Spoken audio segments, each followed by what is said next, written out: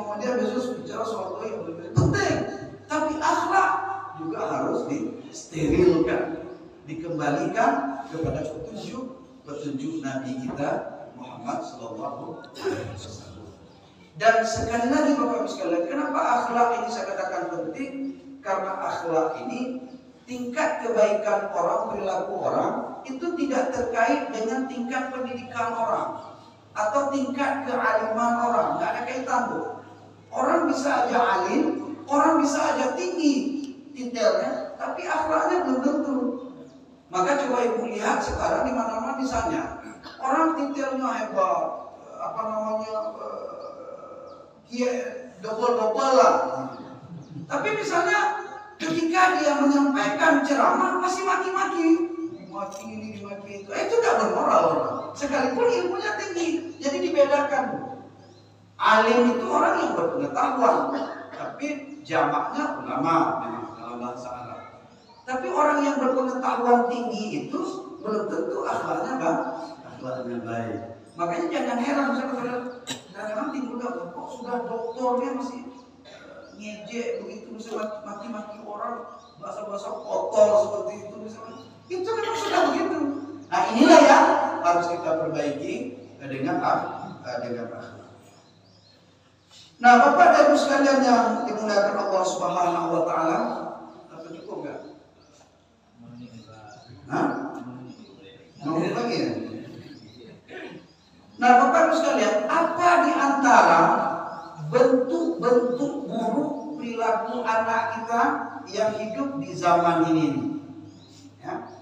Apa bentuk-bentuknya? Nah ini juga perlu kita ketahui sebahagian saja, saya pikir kalau semua tak mungkin juga. Ya. Yang pertama Bapak Ibu sekalian yang dimuliakan Allah, generasi milenial itu apa saya katakan cirinya tadi, dia tidak bisa hidup yang pertama tanpa HP.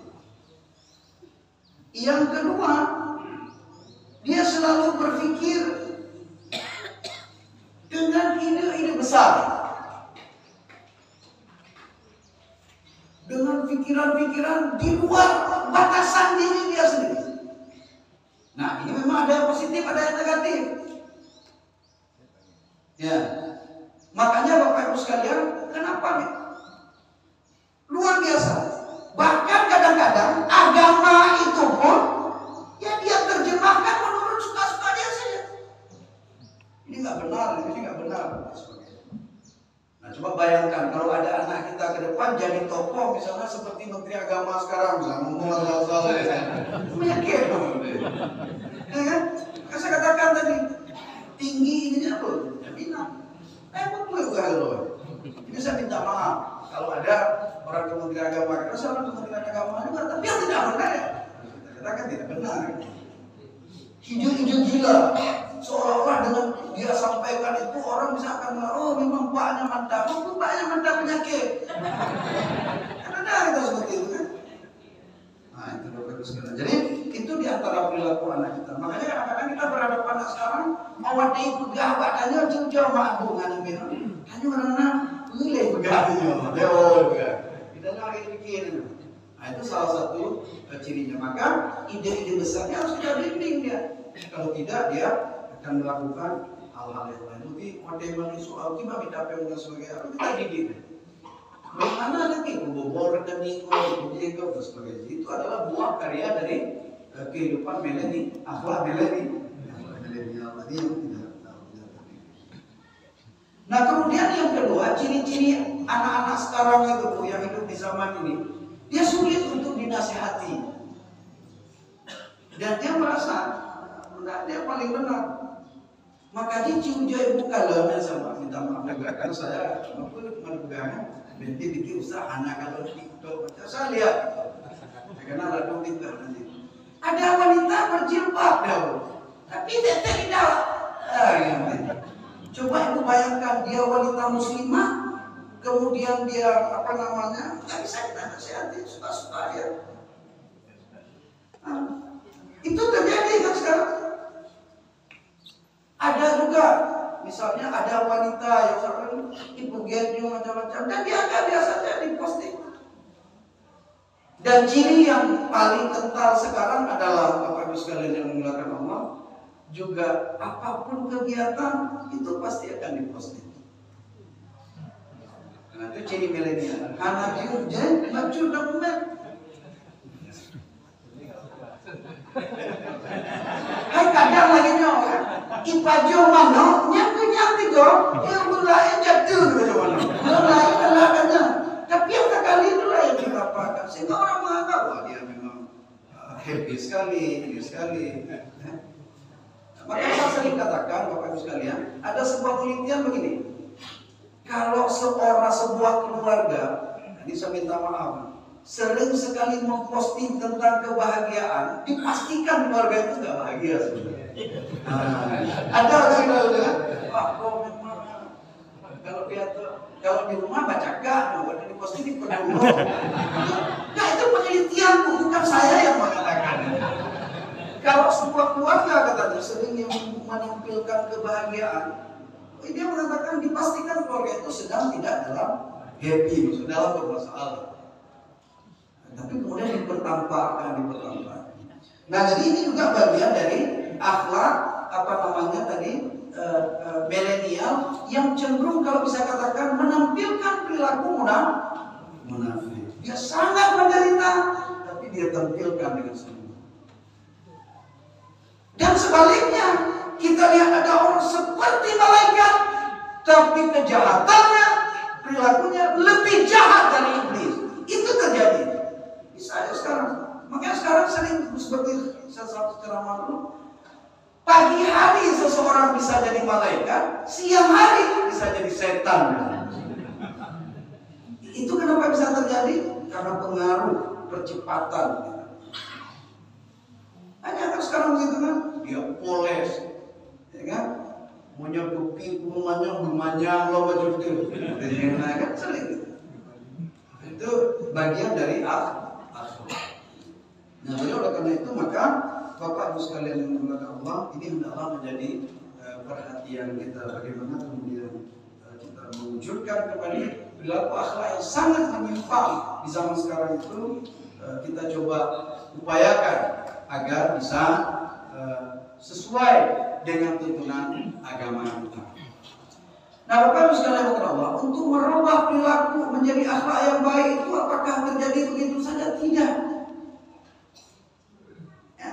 Tapi sebuah perubahan baru terjadi kapan? Kalau dia diupayakan. Akhlak itu gak akan berubah kalau gak ada upaya. Nah, bagaimana upaya kita agar akhlak yang buruk ini yang sedang berkembang seperti ini, ya, yang orang setiap hari hidupnya hanya berselancar saja ini main di sini saja, agar menjadi lebih baik. Maka kalau kita kembali kepada Quraisy Shihab, beliau memberikan 4 jalan keluar. Yang pertama, bagaimana agar akhlak itu bisa tumbuh menjadi baik. Beliau mengatakan bahwa yang pertama harus lewat kebiasaan diri. Jadi memang pertama itu harus dilatih untuk menjadi baik. Ya. Dan itu harus terus diasah secara terus-menerus sampai akhlak itu menjadi lengket pada kita. Itulah yang saya maksudkan watak. Harus ada upaya. Makanya bagaimana untuk kebiasaan diri itu bagi orang tua, maka dia harus membiasakan yang baik kepada anaknya itu dari kecil. Harus terus biasa. Ditarik dia kemayang jangan dibalik nanti badan ini biasa. Itu yang dimaksud pressure. Harus terus diasah. Jangan sampai itu. Sampai dia menjadi bagian dari pribadi. Nah, itu tugas orang tua, Bapak sekalian yang dimuliakan Allah. Nah, jadi jangan kita biarkan misalnya kita sholat, tapi anak kita tidak kita biasakan sholat. Harus diupayakan. Kita puasa, tapi di rumah dia boleh makan bebas. Nah, itu tidak biasa. Jadi agar akhlak yang tidak baik itu menjadi baik harus diupayakan sampai kapan pun secara terus menerus dari kecil. Itu tugas kita untuk membiasakan anak. Sampai perilaku baik itu menjadi watak pribadi anak-anak kita. Yang kedua, Bapak sekalian, apa yang harus kita lakukan? Benar-benar sekarang ini kita dengan anak harus terbuka dan kita harus menjadi teladan bagi anak kita.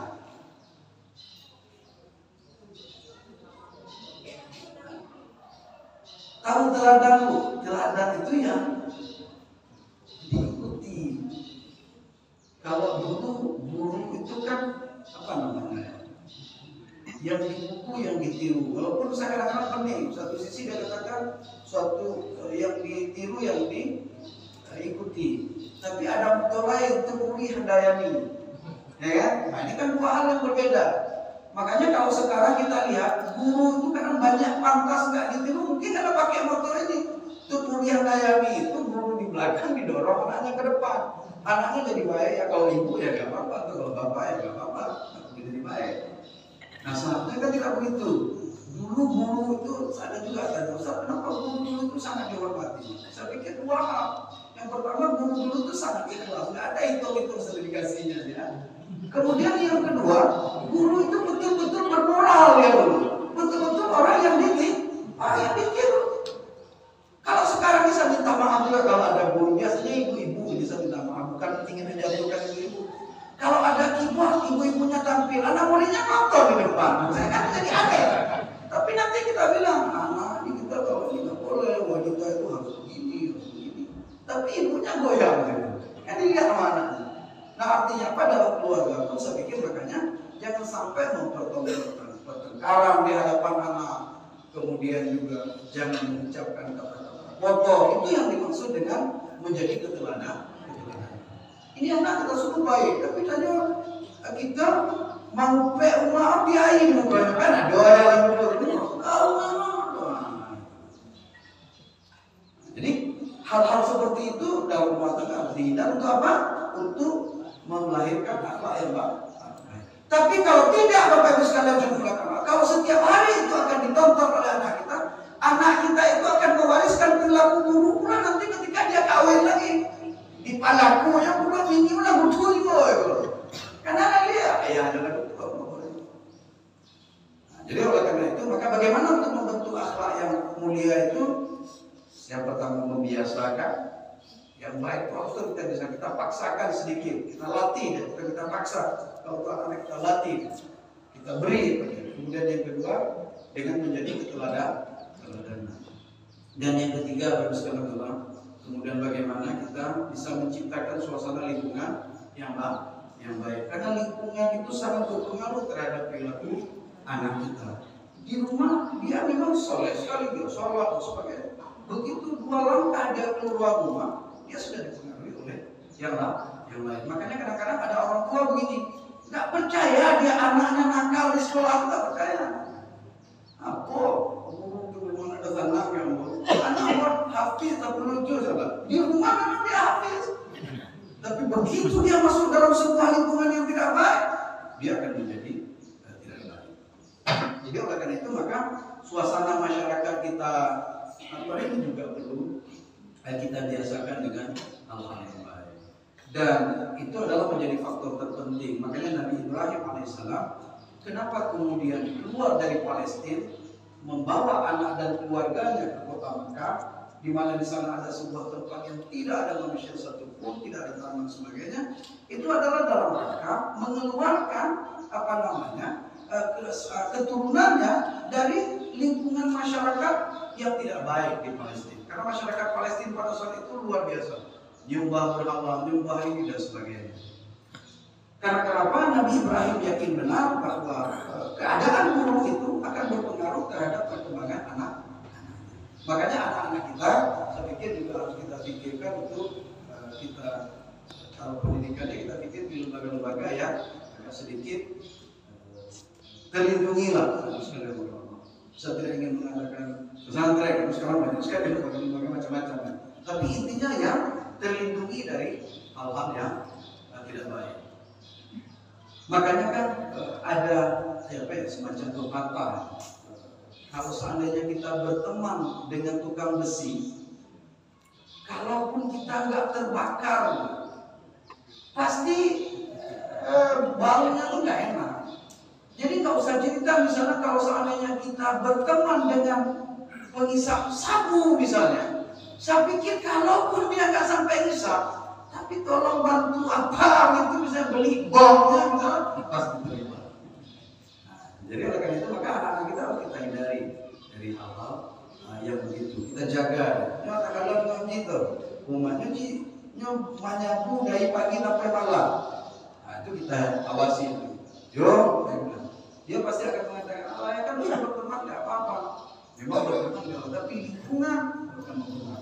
Salah satu contoh yang lain misalnya, kenapa misalnya orang ketika ke haji misalnya, bapak-bapak mungkin sudah pernah, semuanya sudah pernah ke haji.